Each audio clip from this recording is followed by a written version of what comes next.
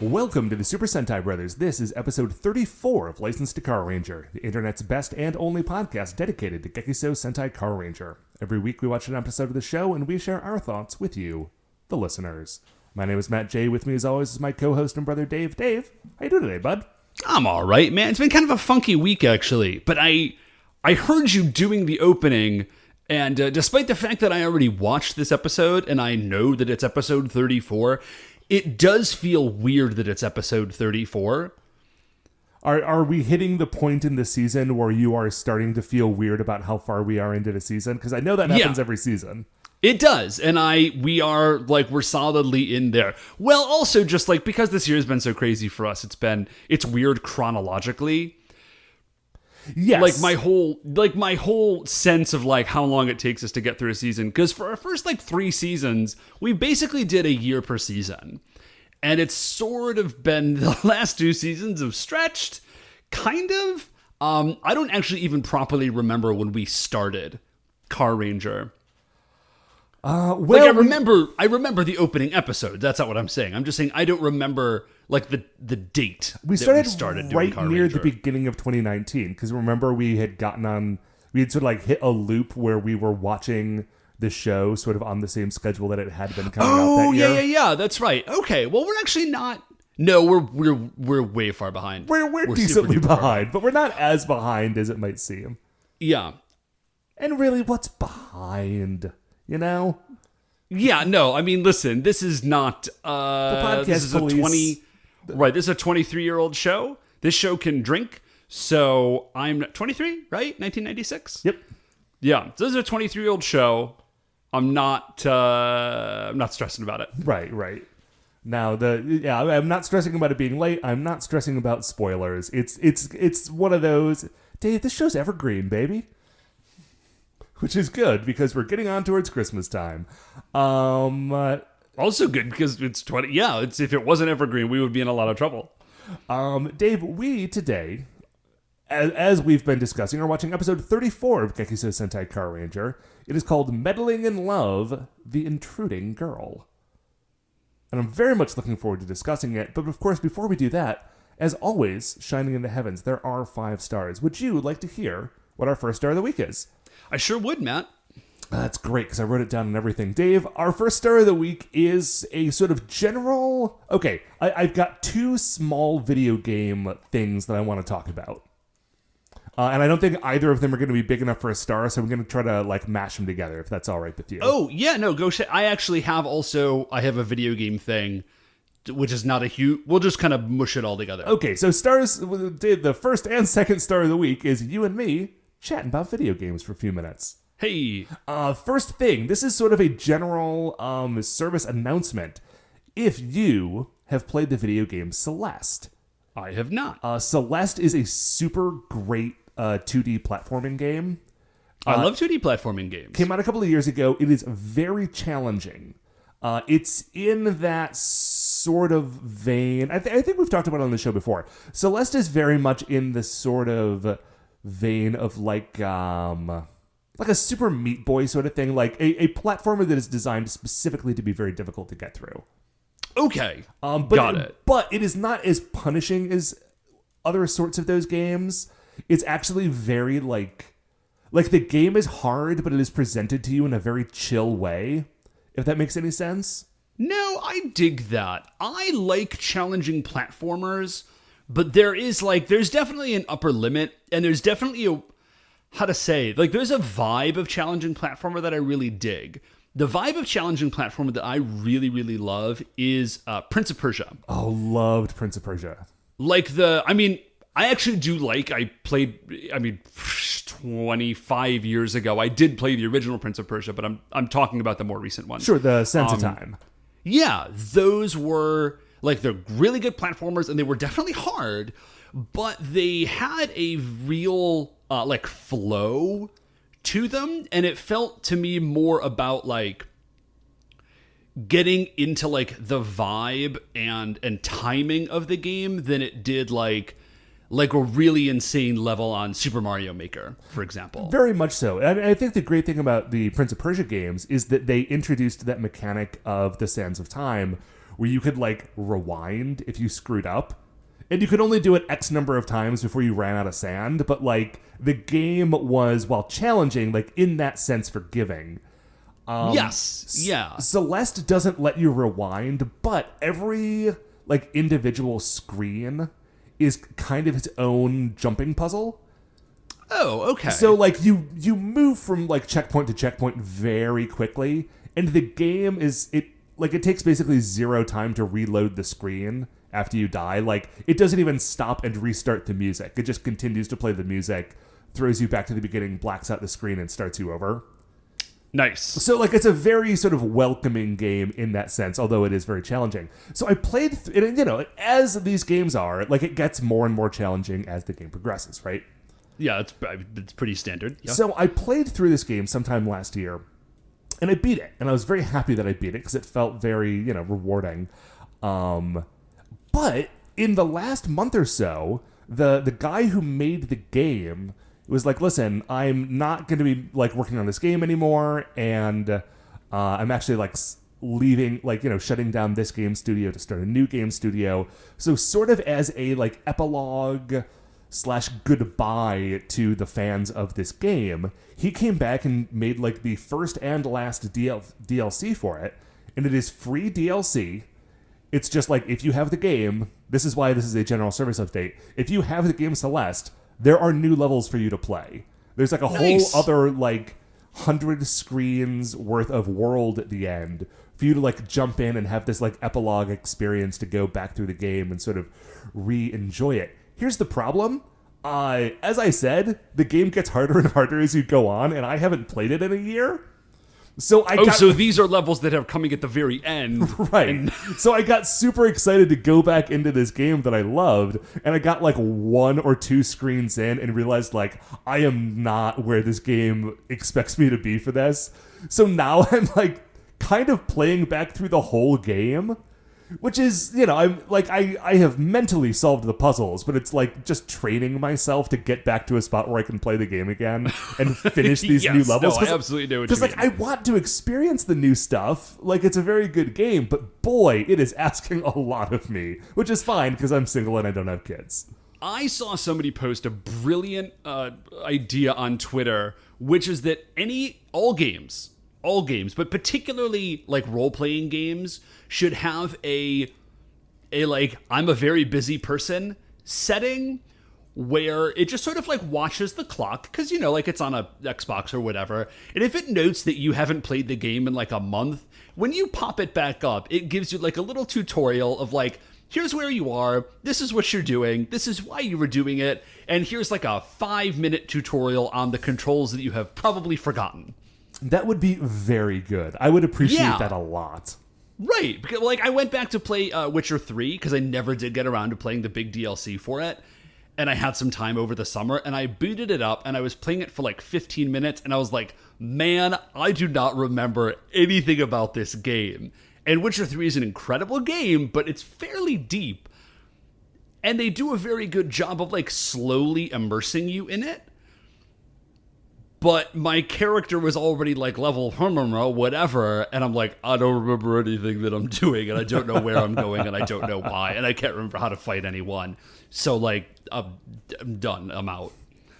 That is a shame, but a completely understandable one. The sort of second quick video game hit that I've got for you is I had an unusual experience playing Fallout 76 the other day. Okay. And I was telling somebody else about this story, and when I told him that I had an unusual experience playing Fallout 76, his immediate reaction was, did you run into another person who was also still playing that game? Which was mean, but funny and fair. No, so I have almost never run into any like real bugs in the game, but I finally did. I finally hit like this really awful bug where I was going through this whole huge missile silo, like underground base, and I got like to the very end of it, and I hopped into a menu, and the game just froze. Oh no. And like I had... This is like missile... Oh, you were like end game. You were getting ready to like launch a nuke to do a thing. Yes. So it had taken me like 2 hours, and I'd used up like every item I had in the game. And the game froze. And when I like rebooted the game, it kicked me back to like the very beginning of that thing. Like it took me outside the missile silo. And when that's because that's how it do. And like, and I went back down into it, and they're like, "Okay, time to start this mission." And so I quit immediately, and I paced around my apartment for a bit. And later that day, I decided I was going to do it again. And so I went in, and what I realized pretty early on, after I like restocked on all my stuff to go back into it, was that the game did kick me out, and it was making me do all the mission stuff again. But weirdly, it remembered that I had like blown up all the killer robots inside. And like destroyed all of like the laser turrets and traps and stuff. So like there were occasional enemies that were being like respawned as quote unquote reinforcements, but like I had already killed all of the forcements, I guess. There was no one for them to reinforce. So I did this whole thing twice. The first time was the most difficult thing I've ever done in Fallout 76. The second one, I kind of felt like I was like Arnold Schwarzenegger in like Commando, just like rolling through and like completely decimating things, and it was no challenge at all. Because like I was just rolling through, and then like one guy would show up, and I would just kill him, and that would be fine. As opposed to the 12 guys I was dealing with the first time through. It was very weird.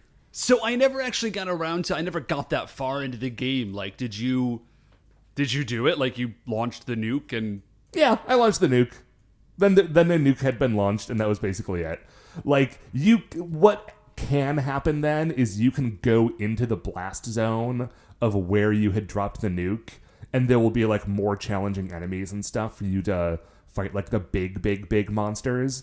But I was a high enough level to get through the missile launching mission, but not a high enough level to, like, actually deal with the other stuff. So it was very satisfying, but that was basically the end of my night. Got it. Well, I'm sorry that it sucked at first, but it sounded like it double glitched on you. Like there was kind of a double turns out. Yeah. It actually turned out being kind of rewarding. You know, you have to find your own fun in those games. Yeah, you very much do, in a weird sort of way. Anyway, Dave, what is our second star of the week? So our second star of the week, Matt, is I actually don't have a ton of information on this. It's in Kickstarter still, but I saw it and I was so enchanted by it that I felt like I needed to talk about it to you and maybe like let people know about it if they haven't heard. This is a game that is in development, and it is called Book of Travels. Have you seen anything about this game, Matt? No, I have not. Okay, well, it's by a Swedish studio, which automatically I'm sort of like semi-invested because I like Sweden. And they're billing it as a serene online RPG. Okay. Yeah. They're calling it a TMORPG, which is a tiny multiplayer online role-playing game. So, like, actually, in a Fallout sort of way, like, the world is very large, but the number of people who can be playing on a given server at any one time is apparently going to be very small. Right. So, like, when you do meet another person, it's going to be very cool. It looks gorgeous. It's like a 3D world, but everything is hand-painted. It actually has a very, like, Legend of Mana kind of vibe to it. Ooh. Not necessarily in specific artistic style, but like the vibe of it. Like, obviously it's a video game, you're operating in a 3D sort of world, but it does have that kind of like flat painted look. You know what it actually looks like? It looks a lot like old Disney animations, where like you can tell it's flat, but they're doing a lot of like very cool depth of field things. Okay, love it. Yeah, and it's just this like big open world, but it seems very like chill and serene, but like there's still skills and like some combat, but like it doesn't seem like there's a ton of combat. There's like trading and crafting and all of this stuff. It's mostly just like a poking around in a pleasant environment game. Yeah, it seems like a really does. I'm not against that. That sounds lovely. Yeah, and I was looking at it, I was like, I think I'm gonna kickstart this game. Like, this game looks amazing. This is precisely the sort of video game experience I want with my spare time. Like log in and I'm going to wander around this like a beautiful world and just like see some stuff. And then, yeah, I don't know. Like, it looks rad though. Like, just go, like when you have a second, go check it out. Again, it's called Book of Travels. The studio is called Might and Delight, which is cool. Right on. I just dig the whole vibe. It looks very, very, very cool. I'm excited to back it, and I think people should go look at it. That's all I got. So sorry, I don't have any jokes about this. I'm just like genuinely excited about this like very, very cool and sort of like out of the box video game experience that I'm sort of looking forward to having at some point in the future. Okay, well, I've sort of gushed humorlessly about, it's been sort of a real desert joke desert going on here. So maybe you can save us. Matt, what is our third star of the week? Dave, our third star of the week is that it is currently, as we record this, November 18th. Yes, it is. Now, the reason that is significant is that we are in like decorations limbo right now, and I'm kind of having a tough time with it. Because, like, okay, it's November 18th. I already have, like, some dried corn on the door and a few decorative gourds around the apartment, and that's fine. But, like, listen, the time for gourds is over, right? Like, Thanksgiving is coming, but, like, we're not having Thanksgiving at my place, so I don't... No, I think you could still do a gourd. You could not do... I think the time for pumpkins is over. But a gourd, you would still be all right. I mean, listen, I'm not throwing away my gourds yet. I'm not being crazy here. But, like, what I really want is to go down and get my Christmas decorations and start putting that up. But here is my issue, is I feel like I can't do it yet because I haven't gotten the tree yet. I haven't gotten the tree yet because they don't have the trees at the Home Depot yet. But the other day, I was at Target because I needed to pick up some Target stuff. And they had all these great Christmas decorations. And I was looking around like, oh man, these are amazing Christmas decorations. I want to buy these and take them home and decorate my place for Christmas. But I know that I have a huge bin of Christmas decorations. And a lot of the stuff that I was seeing is sort of like basically the same stuff that I've got, but like slightly different. So like I can't just buy stuff, put it up, and then pull my bins out in a week and a half and realize that I've just bought like doubles of basically everything. And it's... Well, yeah, that's probably not a great idea. And here's the real danger, Dave, is I live really close to this, like, vintage resale shop. Oh, yeah, the place is great. And every Christmas time, like every holiday season, they shut the place down for a few days, take out tons of their stock, and then bring in, like, they've got, like, a whole separate store, basically, of stuff that they keep in a warehouse during the year. And it's just old, like, Christmas decorations from, like, the 50s, 60s, and 70s. Oh, dang. And it's so good. And it's like, I just wandered in there the other day. I'm like, oh, all these, like, weird 70s ceramic snowmen. I want to buy them all. But I can't do it, Dave, because I would, like, my place isn't big enough to have that much stuff without looking like a crazy person lives here. And I don't want to go that far, you know? Well, now, Matt, here's what I could say. Here's what I will tell you. I hope this advice is helpful to you. It might be counterproductive for what it sounds like you're going for, but I'm going to say it anyways. You have a fair amount of basement space, and your apartment is a great size for the number of people that live there. True, which is one. Yeah, which is one. But it's not a huge place. I would say that you could probably get all the decorations you have down and all new decorations up, and I mean pretty almost bare walls, I don't think it would take you more than like 3 hours. That is certainly true. If we're not counting like trimming a Christmas tree. Yeah. The tree itself is a different thing. But I think you could probably, soup to nuts, completely redecorate your apartment as not like furniture, of course, but like decor.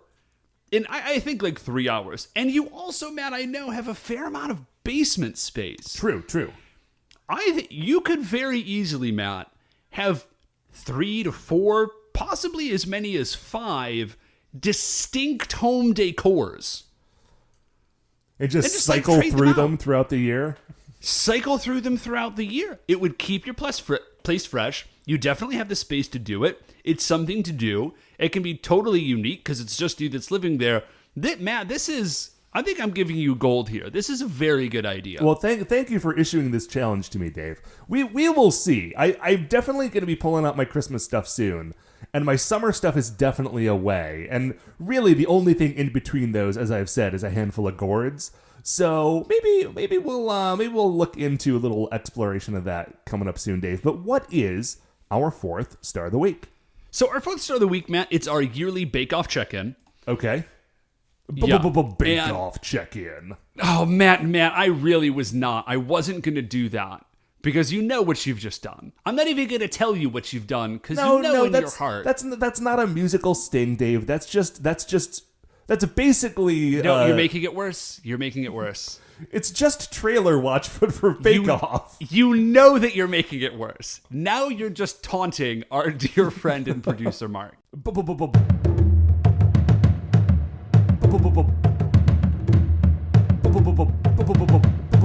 Bake-Off check-in.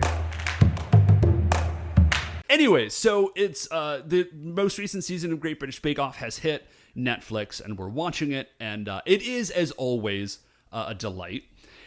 And here's the thing that I'm noticing about Great British Bake Off, and I'm actually starting to wonder kind of like how much more life it has. Mm-hmm. First of all, it's great. Second of all, 100% British. Third, yes, lots of stuff to bake. Just so much stuff to bake. Well, here's the thing, and it's the same thing that you see with all of these competition shows, right? Particularly the ones that are built around amateurs, like MasterChef or something like that, which is, it's sort of like, you know what it's like, Matt? What's it like, It's Dave? like UFC. Like in the very early years of UFC, like the real early years, it was just like the Wild West, and like nobody had any idea what was happening. And it was just like full on, like, that guy's a Greco-Roman wrestler and that dude does Muay Thai. Like, throw him in a ring and see what happens. And it was this like kind of like wild, weird mix. But now, of course, it's been around for long enough that there are people who UFC style MMA, like, is the martial art that they do. Right, like there is a gradation of skill within that, but like it's sort of been solved to an extent. Yes, yeah. Now, I say that as someone who doesn't watch UFC. I'm sure there's a lot more to it, but like on a broad scale, yes. Yeah, and so Great British Bake Off is kind of the same. Like, they've realized that Brazilian Jiu-Jitsu is the best way to bake? Yeah, they just figured it out. Like, you just take the host and like in the early seasons, like obviously like it was a big hit and people dug it, but it was still like very, very amateurish. Like the people obviously are like incredible bakers for amateurs, but like now it's been around long enough that the people that are showing up on the show have like a crazy degree of skill. This is also the American Ninja Challenge problem. Yes, exactly. It's the American Ninja Warrior Challenge. It's the MasterChef problem. It's the same thing, which is like what was this bizarre thing has now become its own genre, and so now people are sort of training in a sense for Great British Bake Off, and so it's a little bit less like home cookie. And here's the other weird thing. Is they feel the need to like keep it fresh, right? Sure. And so the challenges that come through are these like increasingly bizarre things. Because the structure of the show, if you don't recall this, me talking about it before, is there's 3 challenges every week, and the first challenge is a signature challenge, and it'll be like make, a particular kind of cake, right? And like you can kind of mix and match, and like you get to sort of put your own spin on it. And then the third challenge is sort of the same, where they'll be like, make a big crazy, it's called the Showstopper Challenge, like make a big crazy sort of like centerpiece style baked thing But again, you can sort of put your own spin on it, right? Uh-huh. The middle challenge is called the technical challenge. And what the technical challenge is that, like, you don't know what it is ahead of time. Everybody makes the exact same thing. It's judged blind. And you get instructions, but, like, you only get a partial set of instructions. Okay. And so the idea is, like, you get a very vague set of instructions, and you, the contestant, have to use your own baking knowledge to, like, fill in the gaps. Okay. Basically. And at first, it was like, make croissants or something. So it's like, okay, like, that's sort of a technical thing, and you've got to know what you're doing. But, like, everybody's heard of a croissant. Like, you know what it is. You know what it's supposed to look like. Like, everybody's eaten one. But now they're like, make this, like, bizarre, for most of the audience, like, no one's ever heard of it. Like, the judges have barely heard of it. They act like they do, but they don't.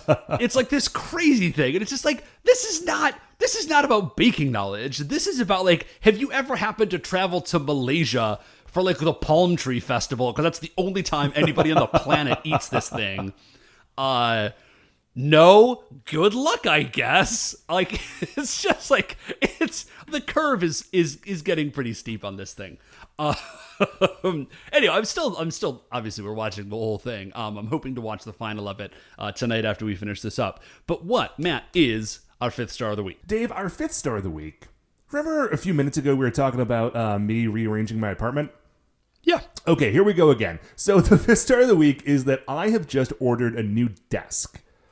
Nice. Which I'm very excited about. The thing I've been using as a desk basically my entire adult life is a 2-foot by 3-foot, very sturdy folding table. You could do worse. Yeah, you could do worse. It has served me well, and like, it's totally fine. It's got sort of like a cheap wood grain veneer on the top, but, like, I don't know, man. I saw a desk that was on sale, and I really liked the look of it. It had sort of like this mid-century modern, like, asynchronous vibe that probably will look terrible in 5 years, but today looks amazing, right? Yeah, well, you're definitely putting together an aesthetic here, Matt. I'm doing my best. Like I said, I live alone. I got to make the apartment interesting somehow. So I bought this. I ordered this desk. It's arriving on Thursday. And I got really excited. I'm like, oh man, I'm gonna take my current desk and I'm gonna, fold it up and put it in the basement, and then I'm gonna have a new desk in this spot. And I was like, wait a second, my current desk fits, like, exactly in the spot that it's in. I did not measure my current desk or look at the dimensions of the new desk before I clicked purchase. And it turns out, Dave, that my new desk is about 10 inches wider than my current desk. Matt, you were so close. Like, you were so close to, like, totally crushing this problem like a full-on adult. So the thing is that now I've got, so, like, my current desk, it is nestled in between the side of my bed and the window in my bedroom. And there's like a 3-foot gap in between those, and it fits perfectly in that gap. But now I'm going to have a desk that is like 3 foot 10 inches. And so I am stuck in this weird dilemma where I don't know, like, should I just let it kind of cover the window a bit and see how I like it? Or is it time to rearrange my entire bedroom? And if I'm rearranging my entire bedroom, then, like, is everything that I have in my bedroom now going to fit in my bedroom? Will I need to buy a new shelf somewhere? Will I need to take something out of this room and put it in the other room? There's no room in the other room for anything to be put in there. So if I'm putting something from this bedroom into the other room, am I then going to have to take stuff out of that room? And then is it going to have to go in the basement? Am I going to throw it away? Like, that seems wasteful. And sounds like you gotta move, dude. Never moving. Never again. But I just realized, like, after I clicked send and realized that, like, this 10 inches is going to throw off my entire life. Like, I am now at peak furniture. Like, I was talking earlier about being, like, peak decoration. That's more nebulous. Yeah. But, like, I am definitely at peak furniture. Like, there just is not room in my apartment for more furniture after this. Like, anything after this, it's one in, one out. Like, I cannot buy a chair without throwing away or giving away a chair somewhere. No, Matt, this is a great realization for you to have had. I think a lot of people never have that realization. And it's like, I could use a nice new chair, but they still keep the old chair. And then, like, that makes Kondo-sama really sad. You know what I mean? Right, like, right. You nailed it. Like, this is a very I think the guy's name is David Allen. It's All Too Much is the other book that's sort of along those lines. It is just recently. I just got like 10 inches over the line of what I can fit in my apartment, and now, like, when it shows up on Thursday, I genuinely don't know what I'm gonna do. It's an exciting time in my life, Dave. There's a lot of stuff in flux. Speaking of things being in flux, Matt. Yes, exciting things that are in flux. We are about to watch episode 34. It is called Meddling in Love, The Intruding Girl. It was written by Naruhisa Matsui. It was originally released on October 18th, 1996. If you'd like to watch along with us, you can do that on the DVDs or on shoutfactory.tv. Recommend it. This is a banger. And we will be right back. All right, welcome back. So, we start off this episode in a beautiful dream. It is a beautiful dream. What we see is that Kyosuke, it's a dream because it's got like some Vaseline on the camera lens. And also Kyosuke is wearing a suit and glasses, which you would never catch him in. So Kyosuke is coming home. He's clearly a businessman. He strolls into his apartment and he sees his wife. And it's a great moment because she's turned around, and I think the vibe is that, like, oh, Huka's the wife, and it's Zanette, but she's still definitely wearing her, like, Zanette headdress. Uh-huh. But she's also just wearing, like, a skirt and a cardigan. So there's a second where you're like, who is? Oh, it's Zanette. Yeah, because she's wearing an insane, like, alien princess headdress. And what's great about this is it's very much the reverse of what we've seen from Zanette in the past. Because Zanette has dreams about Red Racer, but she always imagines him with his helmet on because she doesn't know what his face looks like. Yeah. Or maybe there's another explanation as to why she thinks that. We'll get to that in a minute. Actually, we'll get to that right now. Yeah, so he's like, my wife, give me a kiss. And then she turns around, sees him, then, like, screams and is like, who are you? You're not my husband. Like, I'm married to Red Racer, not some, like, rando civilian.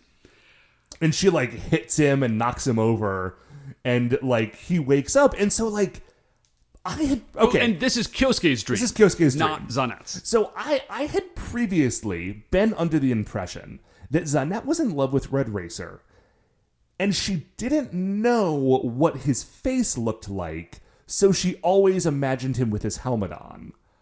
But what I have now come to understand is that she thinks she knows what his face looks like. She thinks his face looks like a red helmet. Oh, see, I'm not... Okay, that could be. I think this is from, like... Since this is from Kyosuke's perspective, I think it's, like, all that she knows... He knows that all that she knows is that she's in love with Red Racer. And that she would not recognize him as Kyosuke yet. I don't think that Zanette thinks that Red Racer's helmet is actually his face. I mean, dude, it very... Like, look at everyone else that Zanette knows. Well, yeah, I mean, except Zanette herself. Sure, that's true. Anyway, Anyways, the point is that, like, this is not Zanette's dream. This is Kyosuke's dream. And he sort of gets back up, and I think it's Minoru, says, like, oh, did you fall asleep? Did you have a dream again? Was it about Zanette? And then everybody gets in on it. And I love this. It is very clear that everybody is aware of, like, Kyosuke's Zanette thing. And even better, like, nobody, like, it does not grok with anybody on the team. It seems that Zanette is, in fact, like, a member of the Bosok tribe. Right.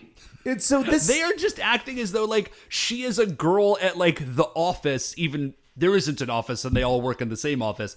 But as though she is like a girl from his job that he's like into and doesn't know how to handle it. Right. As opposed to like an evil space princess that has tried to kill them on multiple occasions. And I also really love that, like, okay, we haven't had a Kyosuke Zanet episode in a while. And I feel like this is a very clever way for the writers of the show to just give us a recap, because all of them just go through every beat of their relationship to this point. They're like, oh yeah, remember, like, of course, she came down before and she was in love with you and you broke her heart and you said you just wanted to be friends. And then you've been like weird around her ever since. Yeah, like you have just been fully incapable of like being cool about this. And they're like, that's not how you should be. You're the leader of the Carrangers. You should like have some backbone. It's really wonderful. And then they say like, so what are you going to do? He's like, all right, I've been thinking about it. And here's what I'm going to do. And they all get like and they're like doing repairs on RV Robo, which apparently he fell asleep and has not been helping them. Yeah. So they all pause what they're doing, turn to look at him. And he says, for dignity, next time I will shake her hand. And they all, Dave, I'm going to say a word that I have not thought of since like being in college and hanging out with a lot of people who watched a lot of anime, Dave. They all simultaneously plots.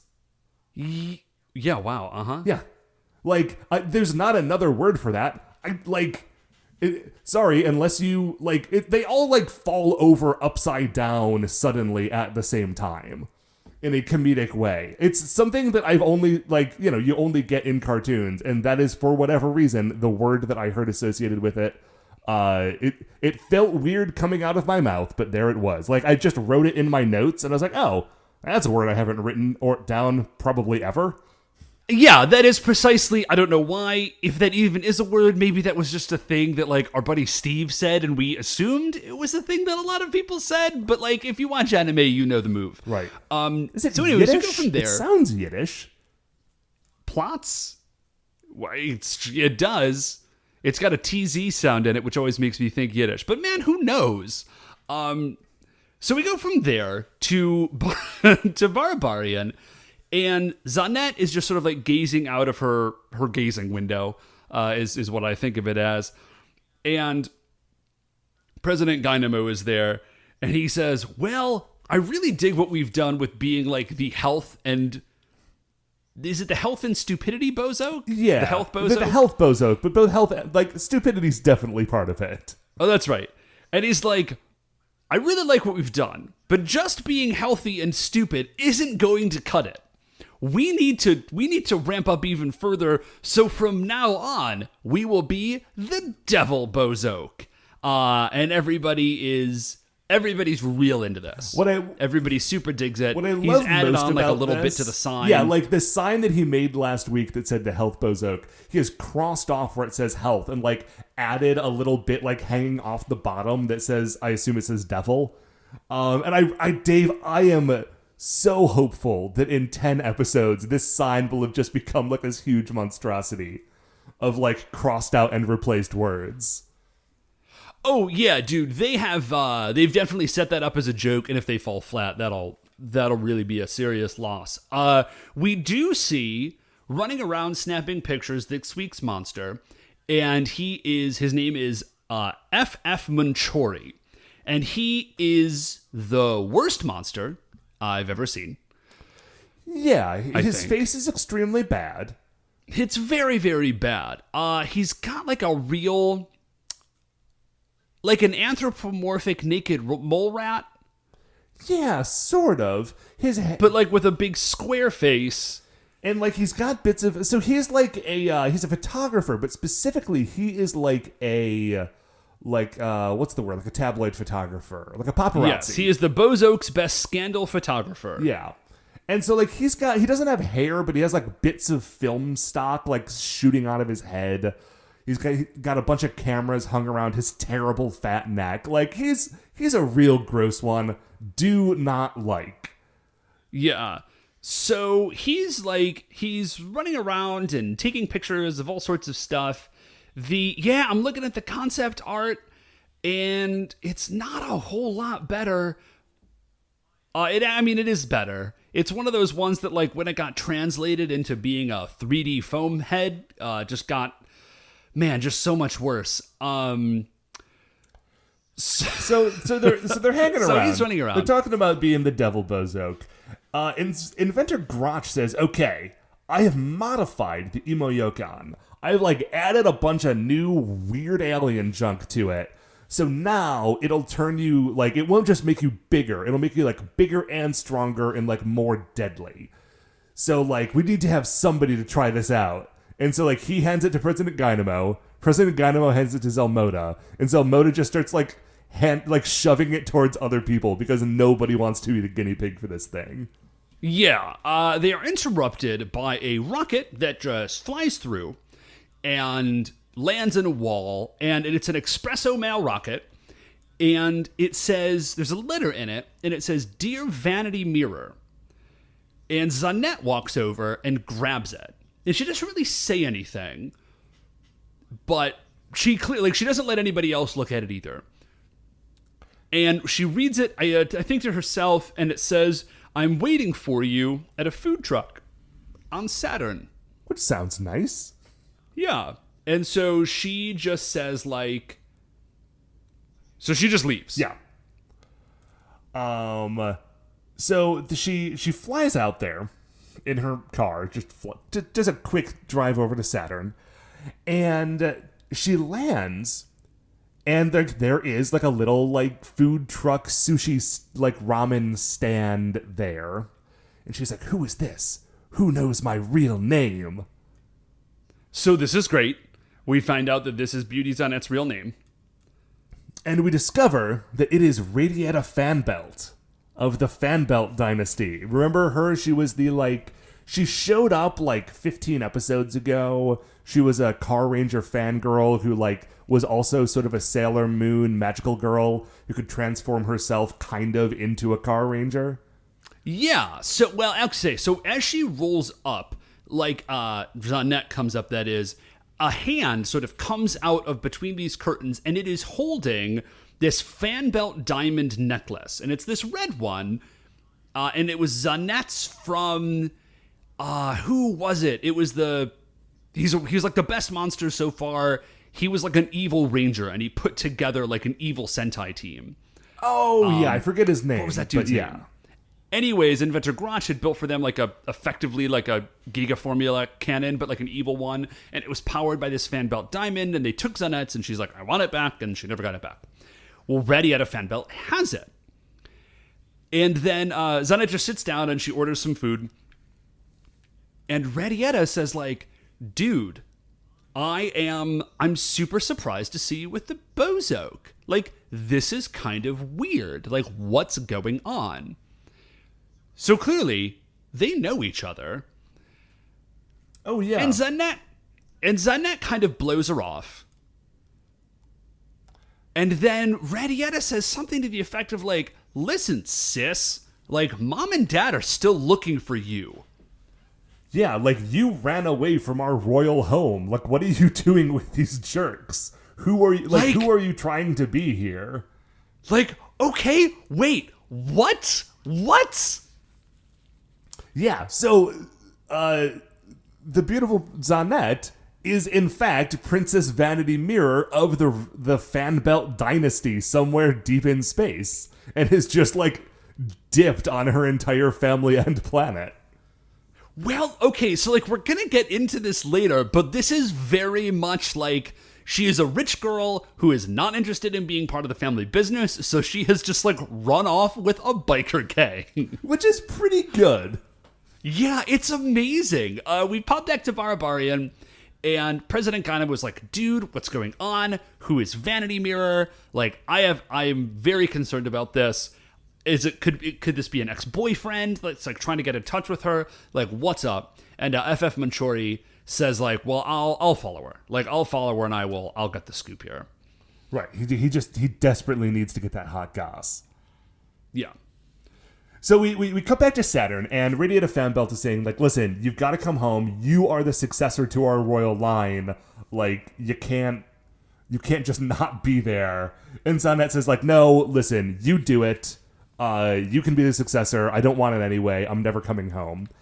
And Radietta's like, wait a second. First of all, why? That's weird. Don't tell me, did you fall in love with one of the Bozoke? That's gross and dumb. Don't do that.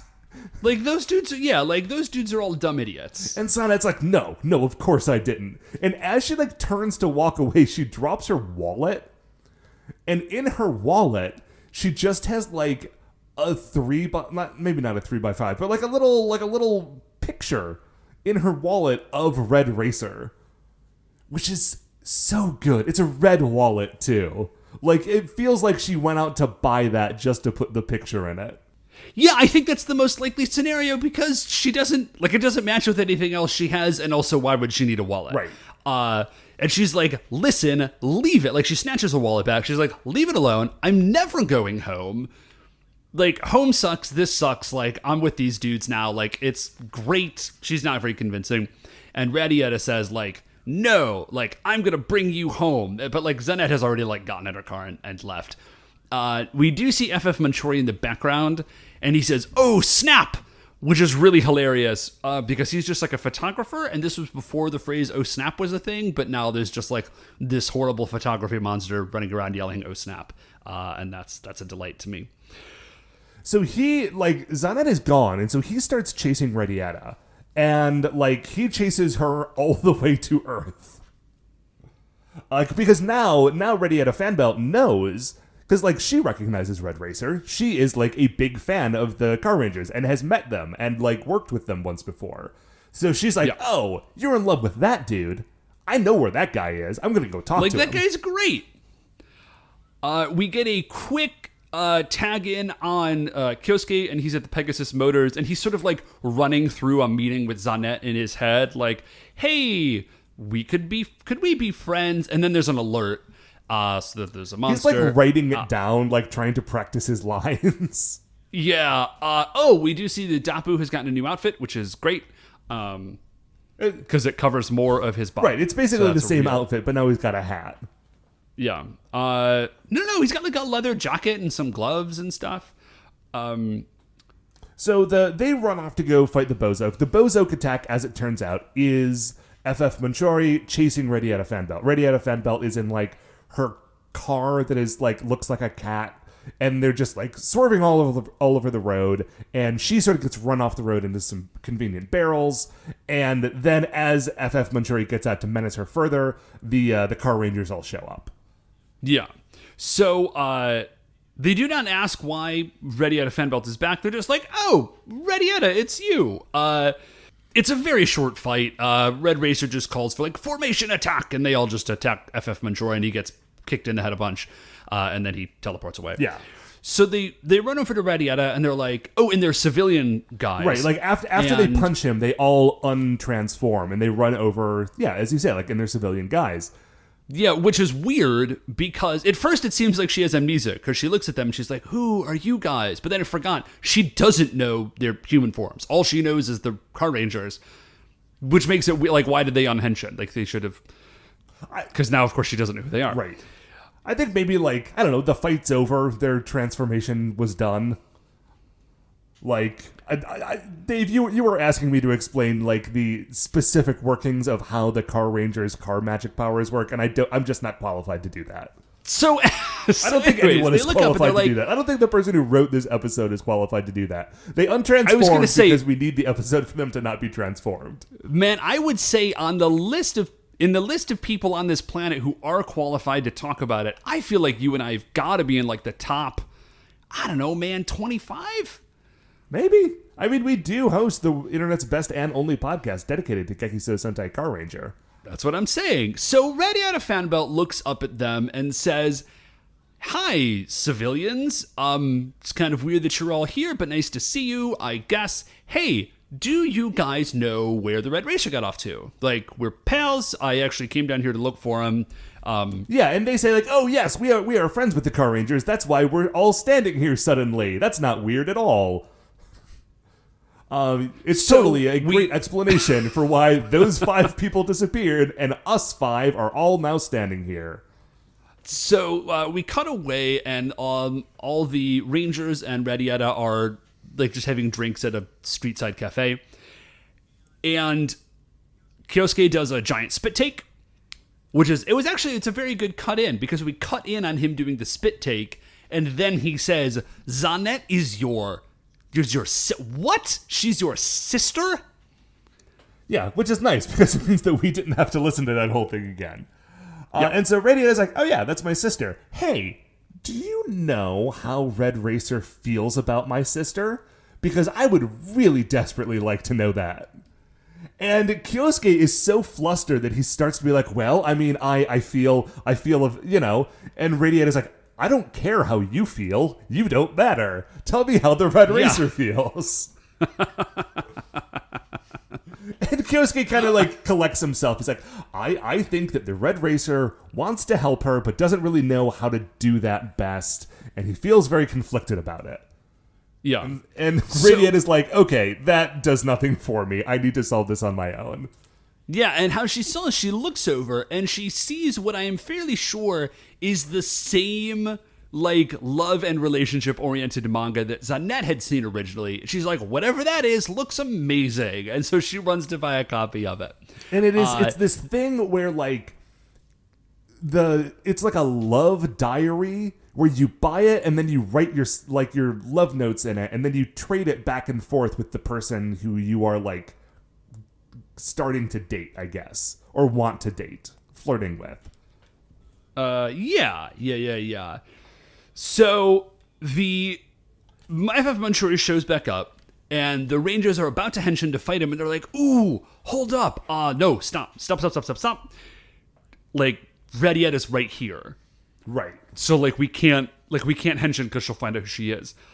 She comes back out with the thing. FF Manchuria is still there, or with her little diary. FF Manchuria is still there. She's like, civilians, get back. Like, I will combat this evil bozoke. So she then henshins, and then they sort of, like, run off around the corner, and then they also henshin. And they come back, and she's like, oh, great. Carrangers, you're here. Red Ranger, super good to see you. You and I have to have a conversation very soon. Anyway, let's deal with this jerk. Yeah, there's a quick cutaway to Barbarian where Zanette is super annoyed and President Dynamo is, like, trying to talk to her. And she's like, leave me alone. Like, I'm rapidly losing interest, my dude. Like, just give me some space or you are going to shoot whatever small chance you have. So just stop it. And then we go back to... she just leaves. She gets in her, like, magical flying car and she leaves Barbarian. Yeah. Come back down to the fight, and FF Manchuri is like, hey, not only am I going to beat you, I'm going to embarrass you, because I have all of these scandalous pictures of you, and just throws a handful of photos at them. And, like, listen, this is a kid's show, so their embarrassing photos are, like, them getting kicked in the butt by a whumper, or them, like, falling down on their head. You know, like, there's nothing too, like, you know, like, they're bad photos, and they don't portray them in a good light, but this is not, like, deep scandal. But, you know, like... Right, well... But that's only because it's a kid's show, not because FF Manchuri isn't a total creep. The other thing that is really bad planning on FF Manchuri's part is that, like... Because he says, like, surrender or I will publish these photos. And he has thrown the photos at them. And this does sort of work for the Rangers are distracted. They're like, oh no, we wouldn't want anyone to see these photos.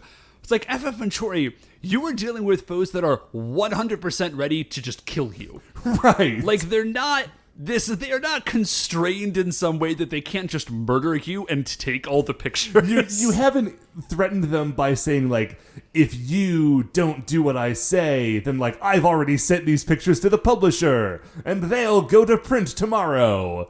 Right. Like, all you have done is incentivize them to kill you faster. Right.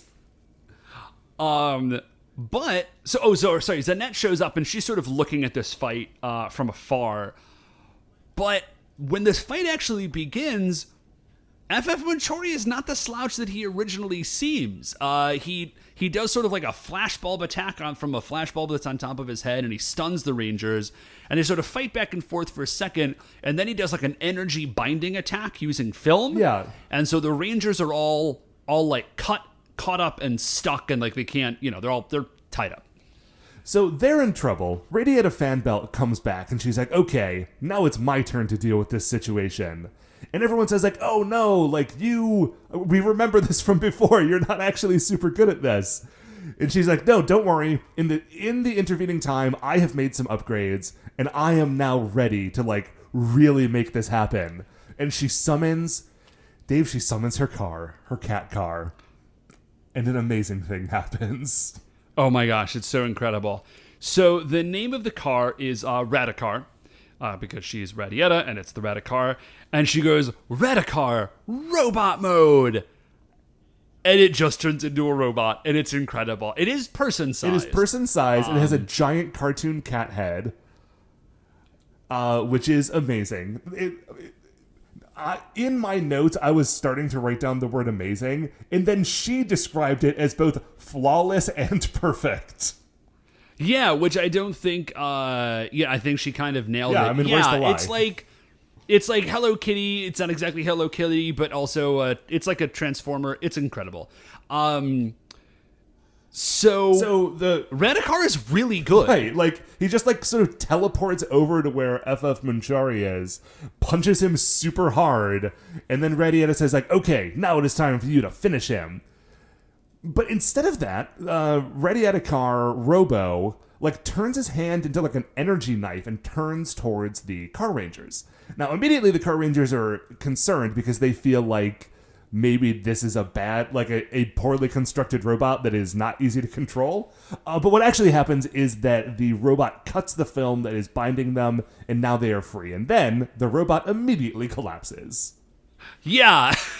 They're like, what just happened? And then it holds up a boombox. And Radietta's voice comes over, and she's like, oh, yeah, on Earth, Radicar is only good for, like, a minute. And then it runs out of batteries. Like, we're still working out the kinks. So, FF Manchuri says, like, this is a great line. I think all the Bozos should use this line from now on. He says, you've left me no choice. I will make myself a giant and command the ultimate violence. It's so good. I definitely did pause, rewind to make sure that I wrote that down word for word. Yeah. So then, they summon a giant robot. There is sort of a weird spot in the fight. So it's VRV Robo versus giant FF Manchuri, and they're fighting him, and he has some sort of, like, teleporting power. So, like, every time they almost punch him, he just sort of teleports behind them. And I don't know if he could only do that 3 or 4 times, but he definitely used his best power too early, because then they just summon Victory Twister, and dude apparently cannot teleport away from getting shot in the face a bunch. Yeah, I think he gets distracted because he's so excited about how the fight is going that he wants to take pictures of it, but he can't take pictures while he's fighting, so he's like fumbling with a camera, and then he looks up and just gets shot in the face 100 times. Oh, I missed that. That's why he got distracted. So that's it for the fight. Radietta then... So we're after the fight now, right? Radietta runs over to Zanette and says, Zanette, I have got you this diary. Why don't you, like, write in it, and then you can send it to Red Racer, and you can trade it back and forth, and then you'll be in love, and you can come home. And, like, Red Racer is a wonderful man, and he will make an excellent prince, and everything will be cool again. And, like, Zanette is sort of turning away from it, and Red Racer sort of walks down and says, like, Zanette, please, like, let's try. I'll do this with you. And, you can tell that he's definitely, he's going for it. This is his shot. He is still thinking about when he rejected her 15 episodes ago. He's like, now I'll say that I'm ready, and she'll, like, fall into my arms, and everything will be cool. But that was 15 episodes ago, and she's pissed off at him. So she's like, no. That guy sucks. I don't want to talk to that guy. And she just storms off, and Red Racer just stands there with his hand out, still waiting for that dignified handshake that is not coming, and is just frozen in place. He's completely disassociated. He has no idea what's happening. Radietta chases after Zanette, and is like, dude, like, Zanette, like, come on. Like, you should definitely... Like, you keep the diary. This is going to work out. This is great. all the Rangers sort of like come up with something to do as to why they need to walk away from Red. I really liked, I think it was Minoru said he needed to get back to his knitting. Yeah. So Radietta kind of like runs back and says something to Red Racer, forget what, and it sort of snaps him out of it. And he's like, wait a minute. Oh no. This is terrible. This is terrible. And then Radietta drops the whole thing on, and it's just like, listen, this is going to work out. You and Zenet are going to be amazing together. You're going to be a great prince and big brother. Like, see you later, pal. Take care of my sister for me. I'll be back after I've made some more upgrades. Yeah. Then the last bit of my notes is, everyone mocks Kyosuke, the end. I feel like a lot of episodes end that way, actually. But it was great. This was a really fun episode. But of course, that episode is over. But our episode is not, because we need to determine where FF Manchuri lands in the Creature Royale. Well, I hate him a lot. Okay, here's the thing. Is the thing. I also hate him a lot, but I don't think he's a bad monster. I think he's loathsome. I think what I hate is his look. Yeah.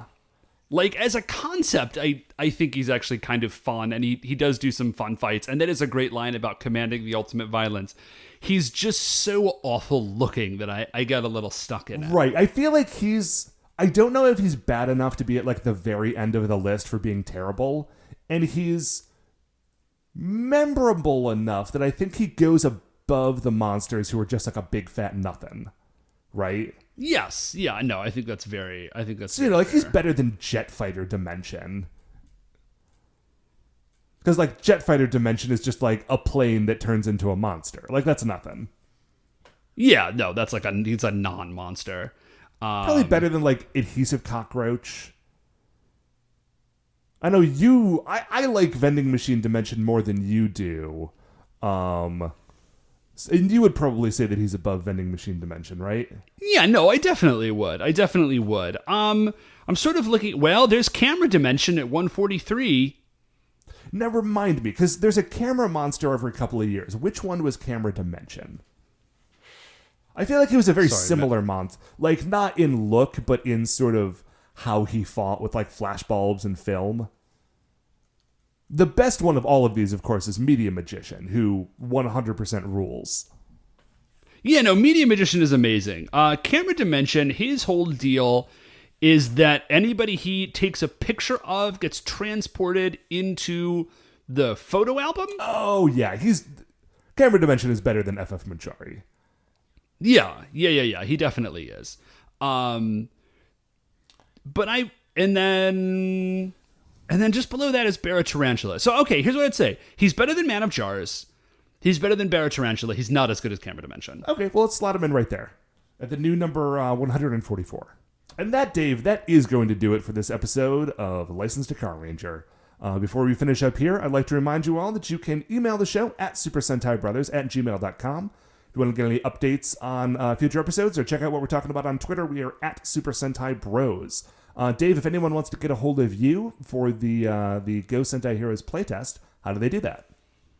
We are at gosentaiheroes@gmail.com. No punctuation or anything. And if you shoot me an email, I'll get you on the list and get the rules out to you. And love to hear back from people. Right on. If you like the show, please remember that shining in the iTunes review section, there are 5 stars. Please rate, review, subscribe on iTunes. That would be swell of you. Super Sentai Brothers are a production of Retrograde Orbit Radio. If you'd like to listen to any of the other great Retrograde Orbit Radio shows, you can do that all at retrogradeorbitradio.com. Once again, we are the Super Sentai Brothers. I'm Matt. I'm Dave. And we'll see you next week for the greatest show on Earth.